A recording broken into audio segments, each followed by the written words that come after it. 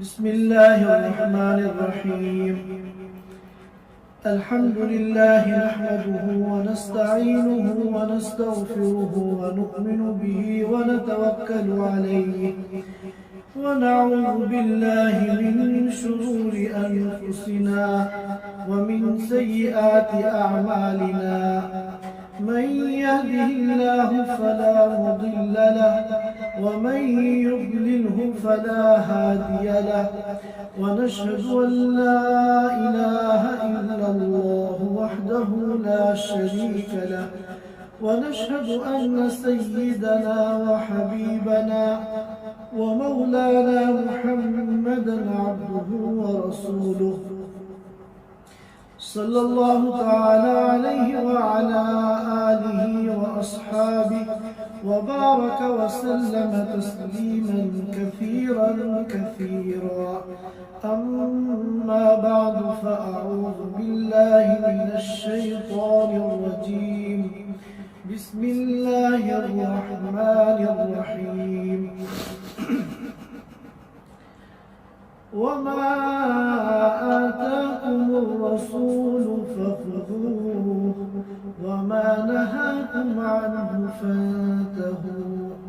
واتقوا الله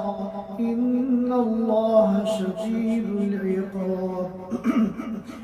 ويقول النبي صلى الله عليه وسلم: إن الله تعالى ينزل ليلة النصف من شعبان إلى السماء الدنيا فيغفر لأكثر من عدد شعر غنم كلب، أو كما قال عليه الصلاة والسلام. محترم سامعین کرام، شعبان کا مہینہ چل رہا ہے اور رمضان کی آمد ہے. آج کی اس گفتگو میں انشاءاللہ ماہ شعبان اور اس کی 15ویں شب یعنی شب برات کے موضوع پر چند باتیں عرض کرنی ہیں. اللہ تعالی حق بات کو کہنے کی، سننے کی، ماننے کی اور ہم سب کو عمل کرنے کی توفیق عطا فرمائے. سب سے پہلے ماہ شعبان کی کیا خصوصیت ہے اور اس کی کیا فضیلت ہے، اس پر میں روشنی ڈالنا چاہتا ہوں. جہاں تک تعلق اس پورے مہینے کا ہے تو شعبان کا پورا مہینہ فضیلت والا مہینہ ہے اور برکت والا مہینہ ہے، اور اللہ کے رسول صلی اللہ علیہ وسلم اس مہینے کا بہت خاص اہتمام فرماتے تھے. اور در حقیقت یہ مہینہ رمضان کا مقدمہ ہے. جہاں تک تعلق رمضان کے انتظار کا ہے تو رمضان سے 2 مہینہ پہلے جب رجب کا چاند نظر آتا تھا تو اللہ کے رسول صلی اللہ علیہ وسلم یہ دعا فرماتے تھے: اللہم بارک لنا فی رجب و شعبان وبلغنا رمضان. اے اللہ، رجب کے اور شعبان کے مہینے میں ہمارے لیے برکت مقدر فرما، ان دونوں مہینوں کو ہمارے لیے مبارک بنا دے. وبلغنا رمضان، اور ہماری عمر کو دراز کر کے رمضان تک ہمیں پہنچا دے، یعنی رمضان کا مبارک مہینہ ہمیں نصیب ہو جائے. پھر جب شعبان کا مہینہ آتا تھا تو اس وقت آپ عملی طور پر رمضان کی تیاری کرتے تھے. اور حضرت عائشہ رضی اللہ تعالی عنہ فرماتی ہے کہ آپ کثرت سے اس مہینے میں روزے رکھتے تھے تاکہ رمضان کے آنے سے پہلے روزوں کی تیاری ہو. ہر انسان ذہنی طور پر اور جسمانی طور پر رمضان کے روزے کے لیے تیار ہو جائے، کیونکہ اگر کوئی شخص مثال کے طور پہ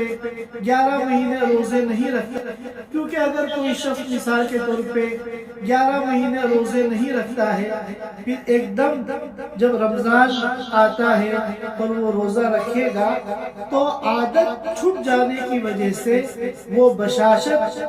جو روزے میں ہونی چاہیے وہ باقی نہیں رہے گی۔ اس لیے اللہ کے رسول صلی اللہ علیہ وسلم نے امت کو یہ تعلیم دی کہ ماہ شعبان میں کثرت سے روزے رکھے جائیں تاکہ جسمانی اعتبار سے اور ذہنی اعتبار سے ہر بندہ رمضان کے روزے کے لیے رمضان کے آنے سے پہلے تیار ہو جائے۔ لہذا ہم سب کو چاہیے کہ اس مہینے میں کثرت سے روزے رکھیں، اور اس مہینے میں جس طرح روزے رکھ کر ہم اپنے جسم کو، دل و دماغ کو رمضان کے روزوں کے لیے تیار کر رہے ہیں، ایک قسم کی مشق کر رہے ہیں۔ ابن رجب حنبلی رحمۃ اللہ علیہ فرماتے ہیں کہ یہ شعبان کے جو روزے ہیں یہ رمضان کے روزوں کی تمرین ہے۔ اسی طرح ہم لوگ کو چاہیے کہ ہم گناہوں سے خاص طور پر اس مہینے میں بچیں تاکہ گناہوں سے بچنے کی بھی عادت پہلے سے ہمیں حاصل ہو جائے، اور پھر رمضان کا مہینہ ہمارا گناہوں سے بالکل عافیت کے ساتھ گزرے۔ ایک حدیث میں حضرت اسامہ بن زید رضی اللہ تعالی عنہ نے اللہ کے رسول صلی اللہ علیہ وسلم سے پوچھا، سوال کیا کہ آپ ماہ شعبان میں اتنی کثرت سے کیوں روزے رکھتے ہیں؟ تو آپ صلی اللہ علیہ وسلم نے فرمایا کہ یہ جو شعبان کا مہینہ ہے، یعنی رجب اور رمضان کے درمیان والا جو مہینہ ہے جسے شعبان کہتے ہیں، یہ ایسا مہینہ ہے جس کے بارے میں بہت سے لوگ غفلت میں ہیں۔ لوگوں کو اس کی اہمیت کا اندازہ نہیں ہے، لوگوں کو اس مہینے کی قدر و قیمت کا اندازہ نہیں ہے، لوگوں کو اس بات کا احساس نہیں ہے کہ اللہ رب العزت شعبان کے اس مبارک مہینے میں بندوں سے کیا چاہتے ہیں۔ اور پھر اللہ کے رسول صلی اللہ علیہ وسلم نے فرمایا کہ دراصل شعبان کے اس مہینے میں بندوں کے پورے سال کی کارگزاری اللہ رب العزت کے دربار میں پیش کی جاتی ہے۔ لہذا میں یہ چاہتا ہوں کہ جب میرے اعمال اور میری کارگزاری اللہ رب العزت کے دربار میں، اللہ رب العزت کے سامنے پیش ہو تو میں روزے کی حالت میں، اس وجہ سے میں اس مہینے میں کثرت سے روزے رکھتا ہوں۔ لہذا تمام مسلمانوں کو چاہیے کہ اس مہینے کو رمضان کی تیاری کے لیے استعمال کریں، گناہوں سے بچنے کی کوشش کریں، اور اسی طرح اپنے دلوں کو صاف کرنے، جتنے بھائیوں، رشتہ داروں، دوستوں، متعلقین کے تعلق سے دل میں کوئی کینہ ہے، بغض ہے، کوئی بھی غبار ہے، سب کو معاف کر کے اپنے دل کو بالکل صاف کرنا۔ اور پھر بعض روایتوں سے معلوم ہوتا ہے کہ اللہ کے رسول صلی اللہ علیہ وسلم نے فرمایا کہ آخر کے جو ایام ہیں، مثلا 29 اور 30 شعبان ہے، ان دونوں میں روزہ نہ رکھا جائے، ان دونوں دنوں میں خوب کھایا جائے، پیا جائے، تاکہ جسم کے اندر کا قوت پیدا ہو، اور جب رمضان کا پہلا روزہ آئے تو جسم کے اندر قوت و توانائی کی وجہ سے رمضان کے روزے کو بشاشت کے ساتھ رکھیں۔ تو یہ چند باتیں تھیں جو ماہ شعبان سے متعلق عرض کرنی تھی۔ اس کے بعد ہمیں ماہ شعبان کی جو 15ویں تاریخ ہے، تو 15ویں تاریخ سے پہلے جو شب آتی ہے جس کو 15ویں شب کہتے ہیں، اور ہم لوگ اس کو شب برات کہتے ہیں، ہمیں اس شب برات کے متعلق سمجھنا ہے کہ جو کچھ اس شب برات کے متعلق، اس رات کے متعلق، اور بھی اس کے بعد آنے والے دن کے متعلق جو بھی کچھ ہم سمجھتے ہیں اور اس میں جو بھی کچھ ہم کرتے ہیں اس میں کس حد تک قرآن و حدیث کی شریعت کی روشنی میں صحیح ہے اور کس حد تک اس میں غلط ہے۔ جو کچھ صحیح ہے اللہ رب العزت مزید توفیق عطا فرمائے، اور جو غلط ہے اللہ تعالی ہم سب کو اس طرح کی توفیق عطا فرمائے۔ ہمارے اس پروگرام کا اور اس اجتماع کا اور اس دینی مذاکرے کا مقصد ہی دین کو سیکھنا ہے اور سمجھنا ہے۔ آج یہاں دوحہ قطر میں شعبان کی 13 تاریخ ہے۔ آج مغرب سے جو رات سٹارٹ ہوگی وہ شعبان کی 14ویں شب ہے، اور کل جو دن آئے گا وہ 14 شعبان ہے۔ کل کا دن گزرنے کے بعد رات میں جو رات شروع ہوگی وہ 15ویں شعبان ہے۔ 15 شعبان کی رات ہے جس کو ہم لوگ شب برات کہتے ہیں۔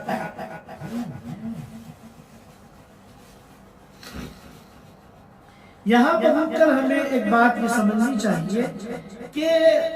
شعبان کی 15ویں شب کو جو شب برات کہا جاتا ہے یہ کوئی قرآن و حدیث کا اللہ رسول کا دیا ہوا نام نہیں ہے۔ یہ بعد میں آنے والے مسلمانوں نے اس رات کو شب برات کہنا شروع کر دیا۔ اب جیسے عید کی رات کو لیلۃ الجائزہ کہتے ہیں، یہ نام روایتوں میں آتا ہے۔ شب قدر کو لیلۃ القدر کہتے ہیں، یہ نام قرآن میں آیا ہے، انا انزلناہ فی لیلۃ القدر۔ لیکن شب برات جو شعبان کی 15ویں شب کو ہم کہتے ہیں، یہ کوئی قرآن و حدیث کا یا اللہ اور اس کے رسول کا دیا ہوا نام نہیں ہے، بلکہ یہ بعد میں آنے والے مسلمانوں نے اس کو شب برات کہنا شروع کر دیا، اور اس میں کوئی حرج کی بات نہیں ہے۔ شب برات اس کو کہہ سکتے ہیں کیونکہ شب برات اس کو عربی میں کہتے ہیں لیلۃ البراءہ۔ احادیث میں کہیں بھی لیلۃ البراءہ نہیں کہا گیا۔ حدیث میں جہاں بھی اس رات کا تذکرہ ملتا ہے تو وہاں عبارت ہوتی ہے لیلۃ النصف من شعبان، یعنی شعبان کا جب ہاف ہوتا ہے، یعنی 15 شعبان، تو 15 شعبان کی رات، اسی کو ہم شب برات کہتے ہیں۔ تو براءہ کے معنی آتے ہیں بری ہونا،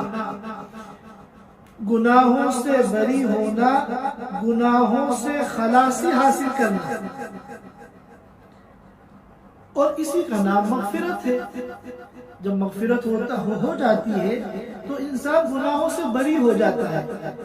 تو متعدد روایات سے یہ بات ثابت ہے کہ اللہ رب العزت ایک بڑی تعداد کی ایمان والوں میں سے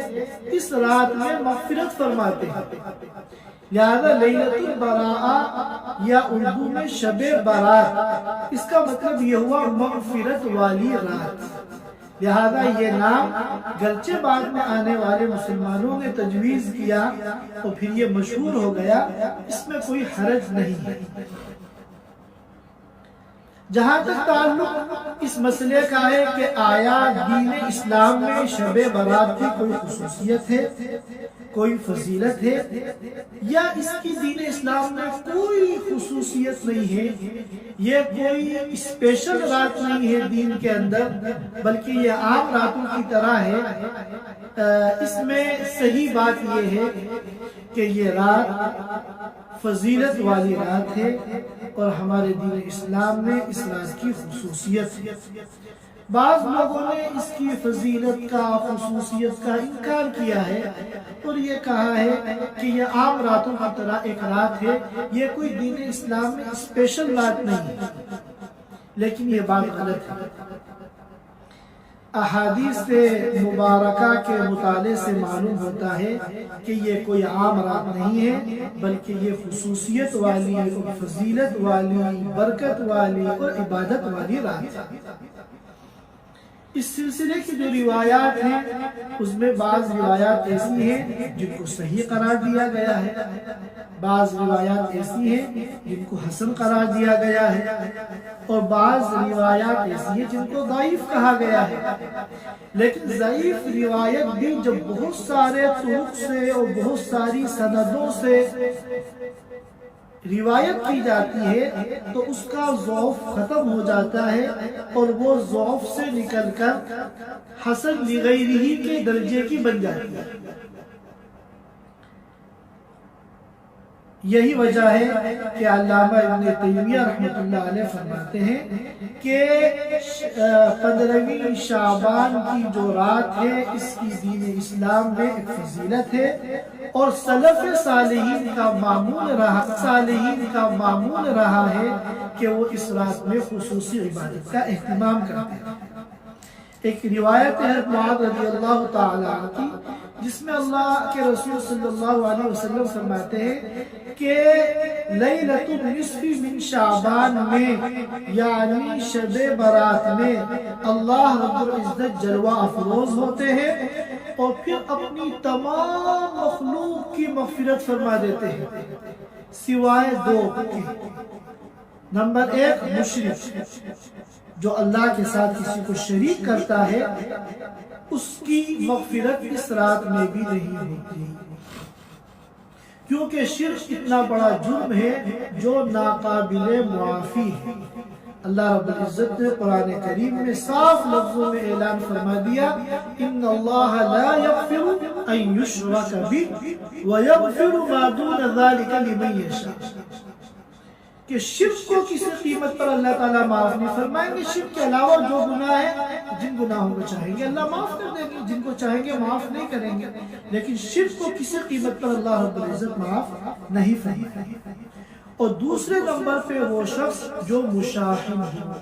یعنی جس کے دل میں کینہ ہو، بغض ہو، اور کینہ کسے کہتے ہیں، بغض کسے کہتے ہیں، اور اس کا علاج کیا ہے،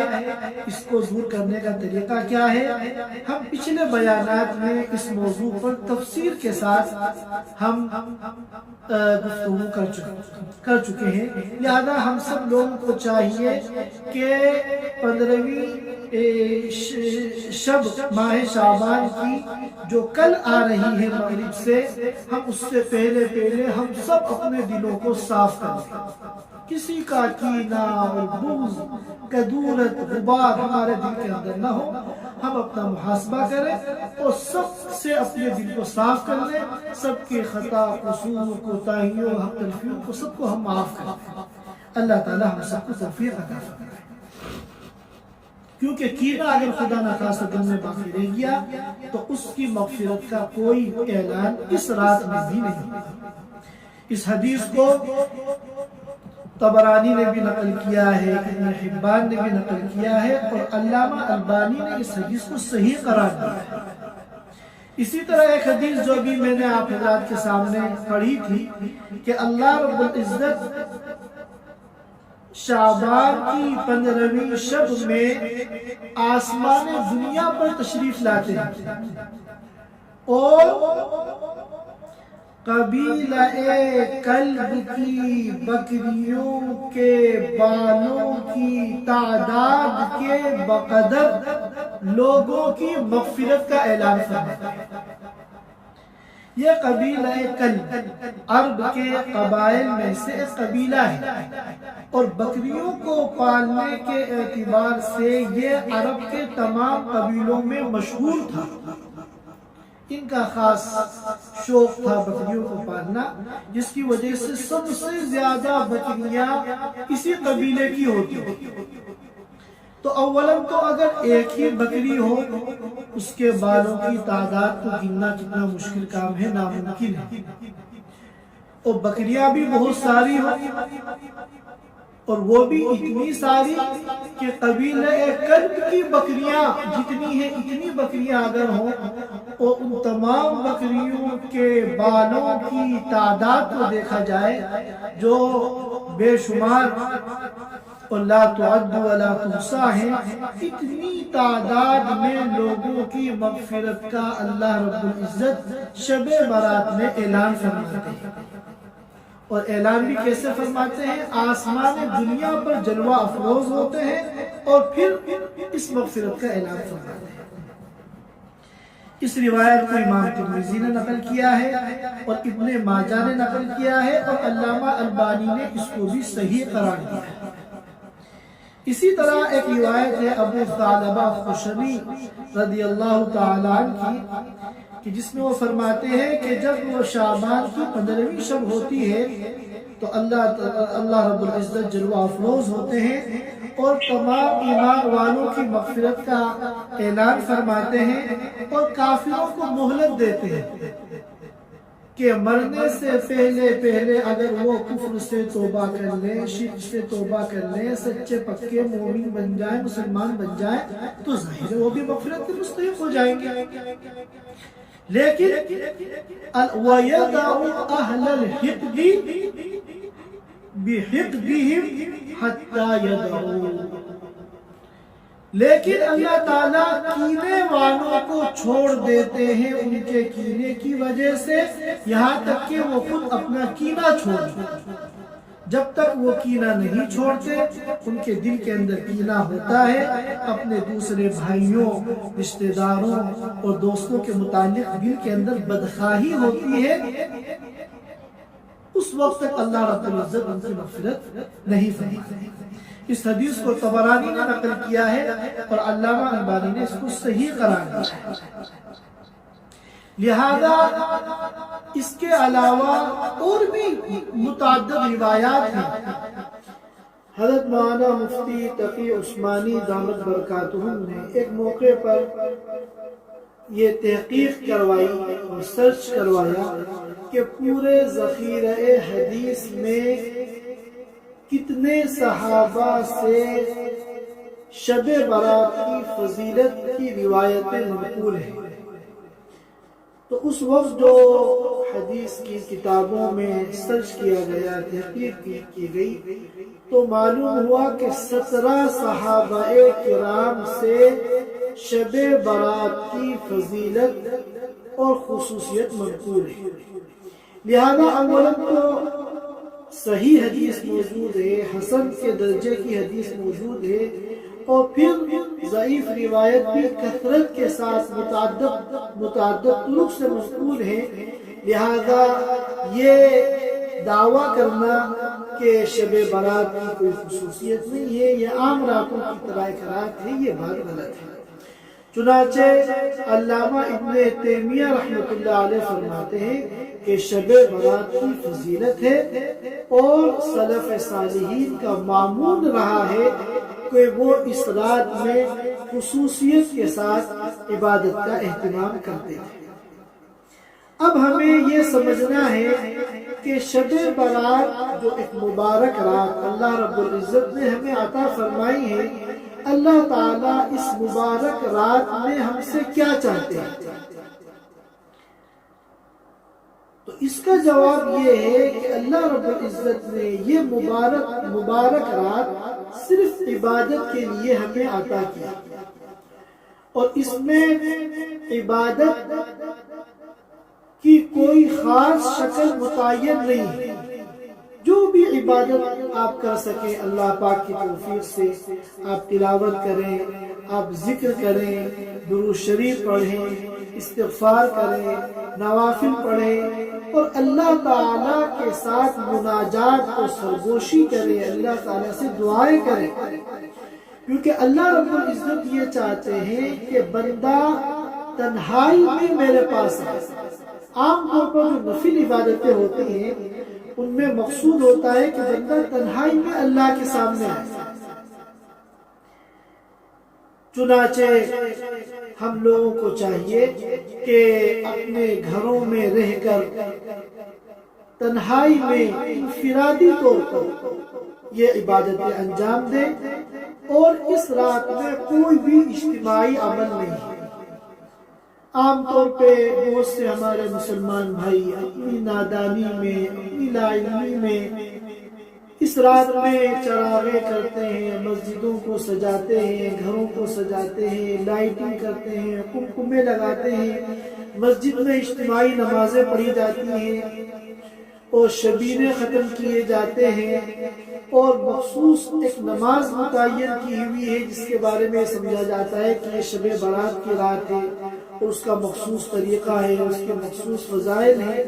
ان تمام چیزوں کے بارے میں محدثین کرام نے فرمایا باطل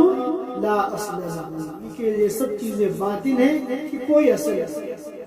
تو اس رات میں انفرادی اعمال ہیں، انفرادی عبادتیں ہیں، کوئی بھی اجتماعی عمل نہیں ہے۔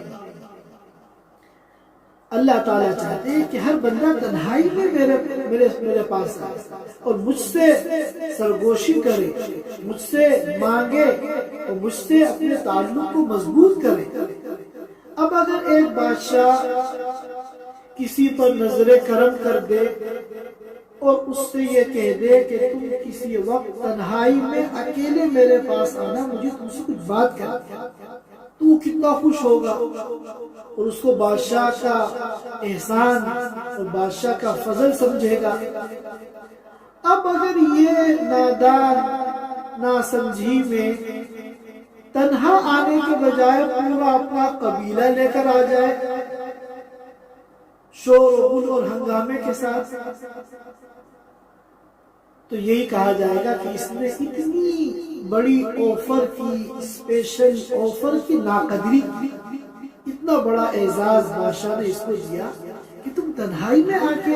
بات کرتے، تم نے تنہائی میں آنے کے بجائے پورے قبیلے کے ساتھ اجتماعی طور پر تم آئے، جس کی وجہ سے بادشاہ بجائے خوش ہونے کے ناراض ہو۔ تو اس میں انفرادی عمل ہے، ہر ایک اپنے اپنے گھر میں، اپنی اپنی قیام گاہ میں خاموشی کے ساتھ تنہائی میں اللہ تعالیٰ کی توفیق کے مطابق عبادت کرے۔ مسجدوں میں جمع ہونا اور اجتماعی طور پر قبرستانوں میں جانا، یہ سب اسلامی تعلیمات اور اللہ اس کے رسول صلی اللہ علیہ وسلم کی مرضی کے خلاف ہے۔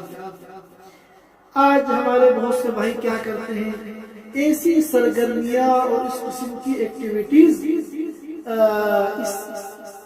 مبارک رات میں کرتے ہیں جس سے لگتا ہے کہ یہ کوئی عید ہے، نہائیں گے، دھوئیں گے، کپڑے پہنیں گے، خوشبو لگائیں گے اور اجتماعی طور پر مسجدوں میں جائیں گے، قبرستانوں میں ٹولیاں بنا بنا کے جائیں گے، ایک گروہ جا رہا ہے، دوسرا، پوری رات یہ تماشا رہتا ہے۔ اور بعض ہمارے نوجوان تو اس مبارک رات میں ایک ایسا کام کرتے ہیں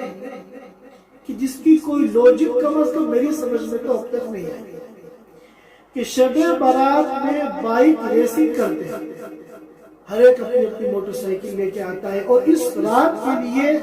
قیمتی بائک خریدی جاتی ہے اور ریسنگ ہوتی ہے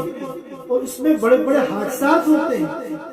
اللہ جانے کس نے ان کو اس مبارک رات کے اندر اس خرافات کے اندر مبتلا کر دیا۔ اسی موقع کے لیے علامہ اقبال مرحوم نے کہا تھا، حقیقت روایات میں کھو گئی، یہ امت خرافات میں کھو گئی۔ اللہ رب العزت نے تو یہ مبارک رات ہمیں عبادت کے لیے دی ہے اور ہم اس کے اندر ایسے کام کرتے ہیں جن کا دین سے، اسلام سے، شریعت سے، سنت سے کوئی تعلق نہیں، اور ہم ایسی سرگرمیاں اس میں کرتے ہیں کہ غیر مسلم بھی یہ سمجھتے ہیں کہ یہ مسلمانوں کا کوئی بہت بڑا تہوار ہے۔ میں ایک مرتبہ مغربی یو پی کے علاقے میں سفر کر رہا تھا اور میں بس میں تھا، ہماری بس میرٹھ شہر میں داخل ہوئی تو میں نے دیکھا کہ پولیس والوں نے جگہ جگہ بلیاں لگا کر راستوں کو روکا ہوا ہے۔ میں سمجھا کہ شاید کوئی سیاسی جلسہ ہونے والا ہے اور کوئی بڑے نیتا یہاں آنے والے ہیں جن کی وجہ سے یہ سارے انتظامات کیے جا رہے ہیں۔ میرے برابر میں ایک ہندو بیٹھا ہوا تھا، غیر مسلم۔ میں نے اس سے پوچھا کہ یہ راستے کیوں بند کر رہے ہیں؟ تو تو اس ہندو نے مجھے بہت تعجب سے دیکھا تو اس نے کہا کہ آپ کو نہیں پتا کہ آج شبرات کا تہوار ہے؟ تھوڑی دیر تو میں سمجھانی شبرات، لیکن تھوڑی دیر کے بعد میرے ذہن میں بات آئی کہ وہ آج تو شب برات ہے، اور یہ اسی شب برات کو کہہ رہا ہے کہ آج مسلمانوں کا شبرات کا تہوار ہے۔ تو اس تہوار کی وجہ سے یہ وہاں کی جو حکومت ہے شہر کی، اس نے یہ جگہ جگہ حفاظتی انتظامات کی۔ تو وہ رات جو اللہ نے ہمیں تنہائی میں انفرادی طور پر اپنے گھروں میں عبادت کرنے کے لیے دی ہے، تاکہ ہم اللہ تعالیٰ سے اپنے تعلق کو مضبوط کریں، اللہ تعالیٰ سے اپنے گناہوں کی توبہ کریں، اللہ تعالیٰ سے اپنی ضرورتوں کو، اپنی حاجتوں کو مانگیں۔ ہم اس رات میں سڑکوں پر نکل کر اجتماعی طور پر ایسے کام کرتے ہیں کہ جس سے غیر مسلم بھی یہ سمجھتا ہے کہ یہ مسلمانوں کا تہوار ہے۔ اسی طرح ایک دوسرا کام جو اس موقع پر کیا جاتا ہے وہ 15 شعبان کا روزہ ہے۔ عام طور پر 15 شعبان کے روزے کو مستحب سمجھا جاتا ہے، مسنون سمجھا جاتا ہے، اور مجھے ایک صاحب نے بتایا کہ ہمارے یہاں تو لوگ ایسے ہیں جو رمضان کا روزہ نہیں رکھتے، رمضان کے روزوں میں کوتاہی کر دیتے ہیں، مگر شب برات کے بعد جو 15 شعبان آتی ہے 15 شعبان کا روزہ وہ نہیں چھوڑتے۔ اتنی پابندی اور اہتمام کے ساتھ 15 شعبان کے روزے کرتے ہیں۔ اب ہمیں قرآن و حدیث اور شریعت کی روشنی میں یہ دیکھنا ہے کہ 15 شعبان کا روزہ اس کی دین اسلام میں کیا حصہ ہے۔ علماء کرام کی ایک جماعت اس کو مستحب مانتی ہے اور مسنون قرار دیتی ہے، اور ایک بڑی جماعت 15 شعبان کے روزے کی خصوصیت کا انکار کرتی ہے۔ ان کا کہنا یہ ہے کہ 15 شعبان کا کوئی روزہ نہ مستحب ہے نہ مسنون ہے، اور یہ جو دوسرا قول ہے یہی قول راجح ہے دلیل کے اعتبار سے کہ 15 شعبان کا روزہ اس کو مستحب کہنا اور مسنون قرار دینا یہ مشکل ہے، کیونکہ پورے ذخیرے حدیث میں ایک روایت ہے جو حضرت علی رضی اللہ تعالی عنہ کی سنن ابن ماجہ میں ہے، جس میں 15 شعبان کے روزے کا تذکرہ ملتا ہے۔ اس کے علاوہ کوئی دوسری روایت نہیں، اور وہ روایت کیا ہے؟ اذا كانت ليلة النصف من شعبان فقوموا ليلها وصوموا نهارها، کہ جب 15ویں شعبان ہو تو رات میں عبادت کرو اور دن میں روزہ رکھو۔ اب اس تنہا روایت کا جو 15 شعبان کے روزے کی فضیلت کو بیان کر رہی ہے یا 15 شعبان کے روزے کو ثابت کر رہی ہے، ہم اس کا جائزہ لیں تو اس کی سند پر محدثین نے بہت سخت کلام کیا ہے، کیونکہ اس کی سند میں ایک راوی ہے ابن ابی صبرہ۔ اس راوی پر ائمہ جرح و تعدیل کا کلام بہت سخت ہے۔ کسی نے کہا کان یضع الحدیث، یہ حدیث گڑتا تھا، کسی نے کہا کان وضاعا، کسی نے کہا کان کذابا، کسی نے کہا کان متہم بالکذب۔ یہی وجہ ہے کہ محدثین کی ایک جماعت اس کو موضوع قرار دیتی ہے، اور کم از کم اس حدیث کو ضعیف جدہ قرار دیا گیا ہے۔ یہاں تک کہ ہمارے اکابر میں علامہ عبدالحی فرنگی محلی رحمت اللہ علیہ نے بھی اس حدیث کو موضوع قرار دیا ہے، اور الآثار المرفوعہ فی الاخبار الموضوعہ میں جو موضوعات پر ان کی کتاب ہے اس میں اس حدیث کو انہوں نے نقل فرمایا ہے۔ تو ایک ایسی حدیث جو عند البعض موضوع ہو اور عند البعض ضعیف الجدہ ہو، اس پر کسی حکم کی بنیاد نہیں رکھی جا سکتی۔ اب اگر یہ کہا جائے کہ بھائی یہ روایت ٹھیک ہے، ضعیف ہے، لیکن فضائل میں احادیث ضعیفہ کا اعتبار کر لیا جاتا ہے، تو جواب یہ ہے کہ یہاں پر اگر ہم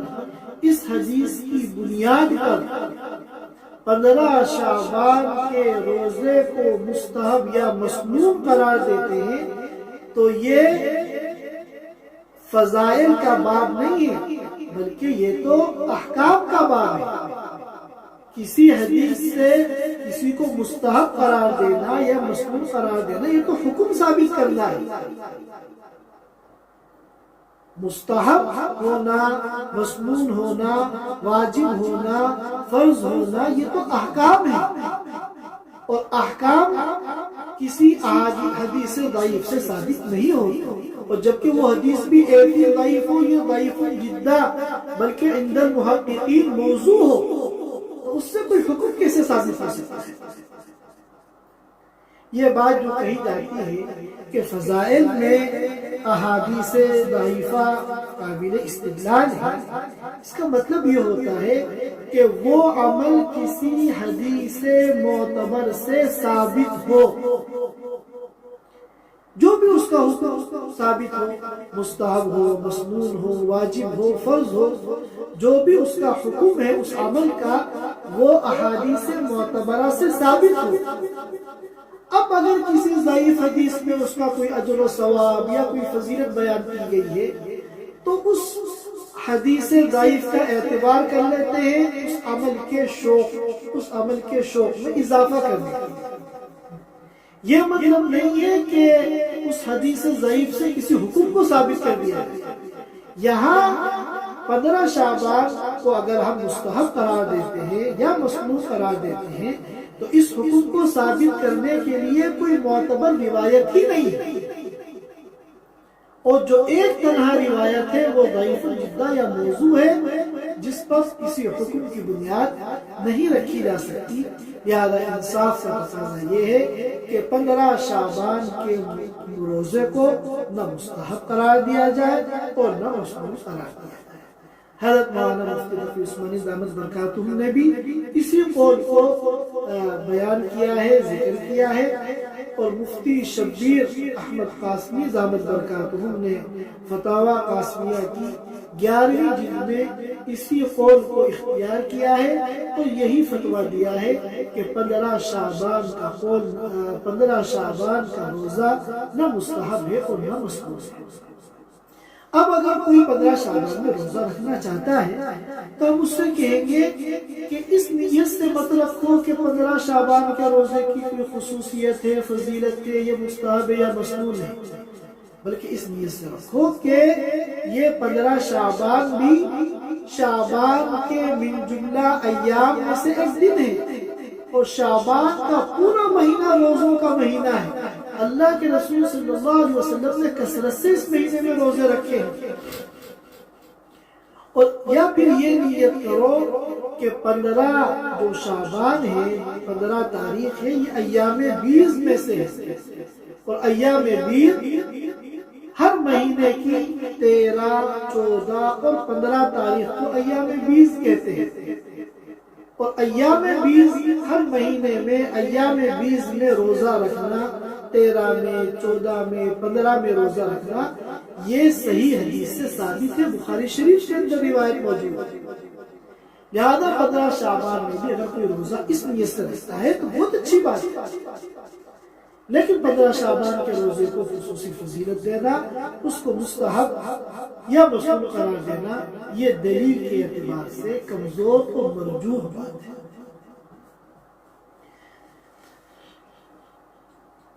تیسرا عمل جو اس موقع پر کیا جاتا ہے وہ یہ ہے کہ قبرستان لوگ جاتے ہیں اجتماعی طور پر، ٹولیاں بنا کر، اور راستوں کو روشن کیا جاتا ہے، چراغاں کیا جاتا ہے، قبرستانوں کو بھی سجایا جاتا ہے۔ ہمیں یہ دیکھنا ہے کہ ہمارا یہ عمل کس حد تک صحیح ہے اور کس حد تک غلط ہے۔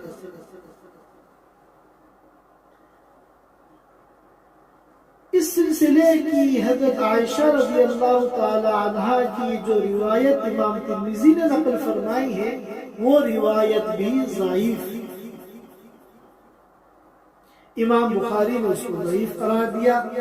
امام ترمذی نے فرمایا لا یعرف، دارقطنی نے فرمایا کہ اس کی سند میں اضطراب ہے، اور اس کی سند میں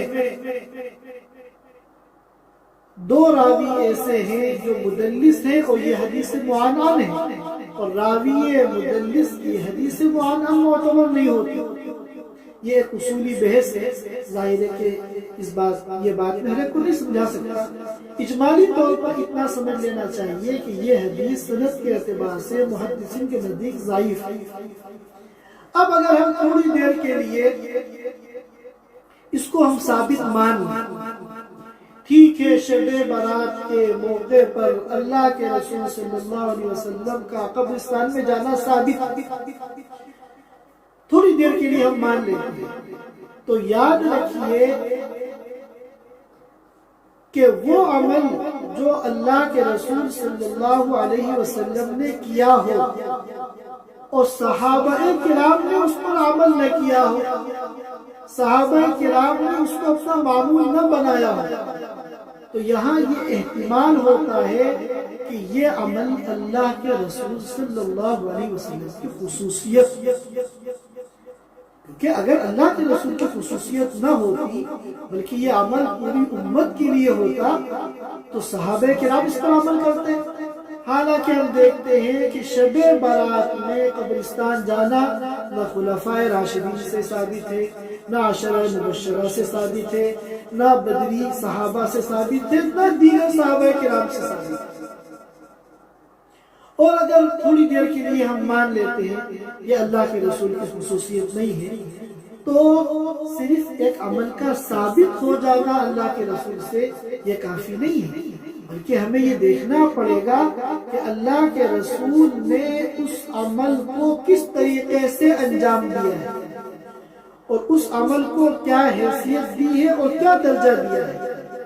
اگر ہم اس عمل کو اسی طریقے کے مطابق کریں گے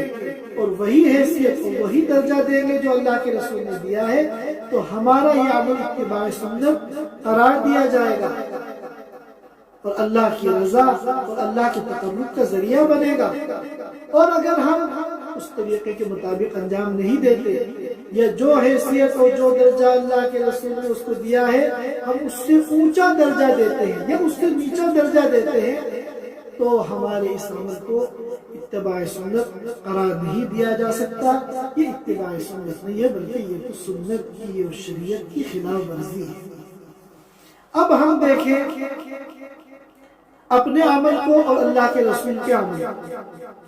ہم تو ہر شب برات میں بالالتزام پابندی کے ساتھ ہر سال قبرستان جاتے ہیں اور ٹولیاں بنا کر اجتماعی طور پر جاتے ہیں۔ ایک موقع پر دہلی کے ایک علاقے میں میرا ایک پروگرام تھا، دیر رات تک جلسہ چلتا رہا۔ جب ہم وہاں سے واپس آ رہے تھے تو میرے ساتھ میرے خالہ زاد بھائی تھے۔ راستے میں ہم نے دیکھا کہ مسلمانوں کی ایک بڑی تعداد کرتا پاجامہ اور ٹوپی میں سڑکوں پر ادھر سے ادھر گزر رہے، سینکڑوں کی تعداد، بالکل ایسا منظر جیسے عید کی نماز میں عید کی نماز پڑھنے کے لیے جاتے ہیں یا نماز پڑھ کے واپس آتے ہیں، اس وقت جو منظر ہوتا ہے بالکل وہ منظر۔ مجھے بہت تعجب ہوا کیونکہ میں خالی ذہن تھا۔ میں نے اپنے خالہ زاد بھائی سے پوچھا کہ یہ لوگ کہاں جا رہے ہیں، کہاں سے آ رہے ہیں؟ تو انہوں نے بتایا کہ آج شب برات ہے، یہ لوگ قبرستان سے آ رہے ہیں۔ یہ تو ہمارا عمل ہے۔ اللہ کے رسول صلی اللہ علیہ وسلم پوری حیات مبارکہ میں صرف ایک مرتبہ، وہ بھی حدیث صحیح سے ثابت نہیں ہے،